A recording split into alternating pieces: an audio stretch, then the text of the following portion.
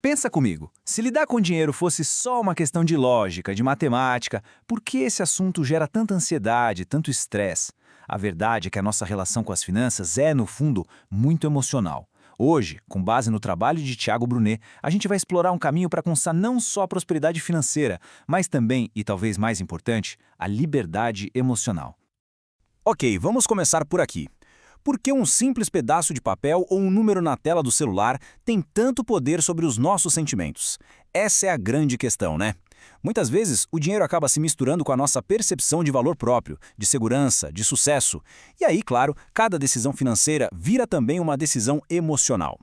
E essa citação do autor já dá o tom da nossa conversa. A ideia não é só parar de lutar sem rumo, sabe? É entender que existe sim um caminho mais direto para a verdadeira riqueza. Um caminho que, olha só, começa de dentro para fora.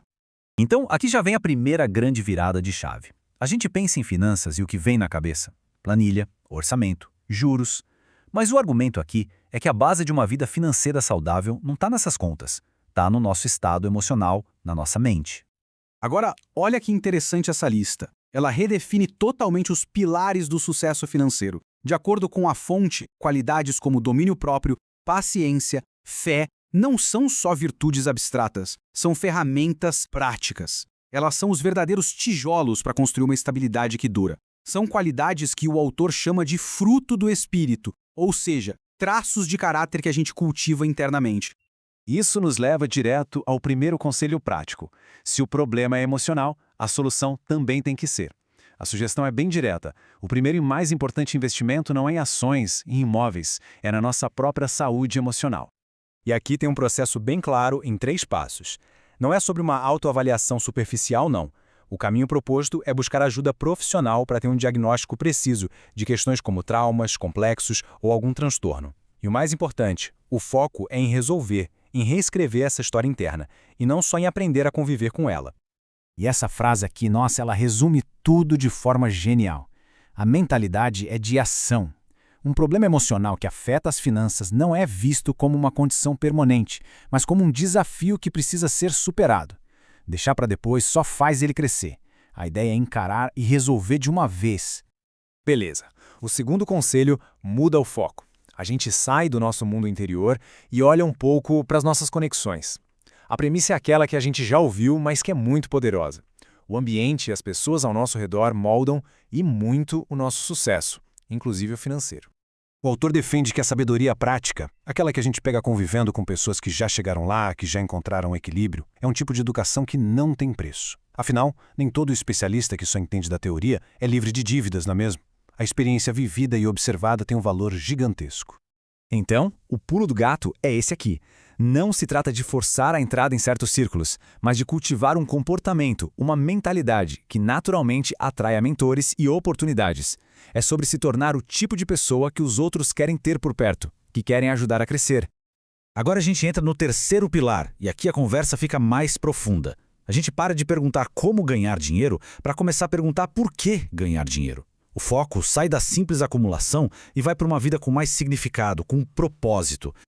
Para isso, o autor apresenta um conceito fundamental, a ideia central permanente, ou ICP. Pensa nela como se fosse uma bússola pessoal, um GPS para a vida. Quando a gente sabe qual é a nossa ideia central, todas as outras decisões, com quem andar, onde investir, o que aceitar ou recusar, ficam muito mais fáceis. E essa comparação aqui deixa a diferença bem clara. Dinheiro é a ferramenta, é o papel. Prosperidade é um estado muito mais completo. É ter os recursos, os relacionamentos, a paz, tudo que for necessário para a gente realizar aquilo que nascemos para fazer.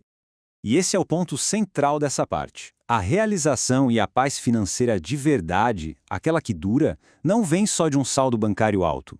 Ela vem do alinhamento entre o nosso trabalho do dia a dia e a nossa missão de vida. É aí que o dinheiro vira uma consequência natural de viver o próprio propósito. E a gente chega ao conselho final, que propõe uma mudança de perspectiva bem profunda sobre a nossa relação com o que a gente tem. A ideia é deixar de se ver como um dono absoluto de tudo para se tornar um administrador, um guardião fiel dos recursos. E para ilustrar isso, a fonte usa o exemplo de José do Egito. Pensa bem, o cara foi traído pelas pessoas mais próximas, vendido como escravo. Tinha todos os motivos para se deixar levar pela dor emocional, mas ele não permitiu. Ele entendeu que o propósito dele era maior: administrar recursos para alimentar uma nação inteira. Então, a mentalidade do administrador se resume a isso. É entender que uma parte dos recursos é para nosso sustento, sim, mas outra parte é confiada a nós com um propósito maior. O papel é gerenciar tudo isso com fidelidade, com autocontrole, pensando no impacto que isso pode ter numa geração e não só no benefício próprio e imediato. E a gente termina com essa reflexão. Depois de explorar essa conexão toda entre emoções, propósito e finanças, a pergunta que fica é essa: o objetivo final é simplesmente acumular papel-moeda ou é algo mais profundo? A chance de administrar recursos para cumprir uma missão e deixar um legado? A resposta para isso pode mudar tudo.